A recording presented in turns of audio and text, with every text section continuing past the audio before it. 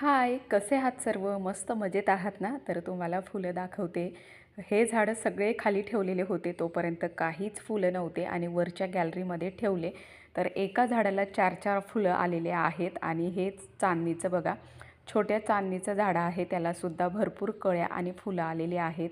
आणि हे ॲडेनियमचे, तर ॲडेनियमच्या झाडांनासुद्धा 4-4, 5-5 फुलं आलेली आहेत. ऊन पाहिजे असतं त्यांना, बाकी काही नाही. आणि इथे छान असा सूर्याचा प्रकाश येतो, त्याच्यामुळे सगळे फुलांचे जे झाडं आहेत त्यांना भरपूर असे फुलं आलेले आहेत. सगळे वेगवेगळे प्रकारचे आहेत ॲडेनियमचे. आणि हा पांढरा गुलाब बघा, इतकं मस्त फूल फुललेलं आहे आणि वरती ठेवलं ना त्याच्यामुळेच खरं हे फुलं आलेले आहेत. आणि इकडे हे नागवेलचं सुद्धा खूप मस्त असं हिरवंगार झालेलं आहे. तर एकदा अजून दाखवते तुम्हाला.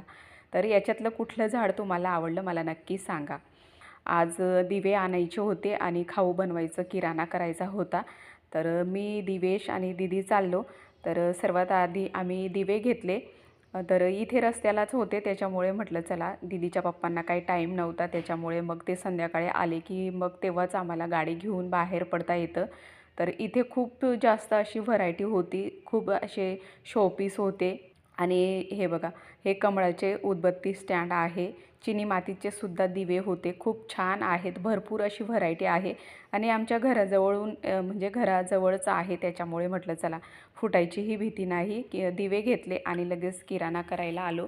किराणा करायला इतका वेळ झाला होता ना, तर तिथे पण खूप गर्दी होती. आणि किराणा कसं एक एक वस्तू बघाव्या लागतात आणि गर्दी असल्यामुळे ना, इकडे ये तिकडे हे शोध ते शोध असं, त्याच्यामुळे ना व्हिडिओ इथेपर्यंत शूट केला. चला, भेटूया नेक्स्ट व्हिडिओमध्ये.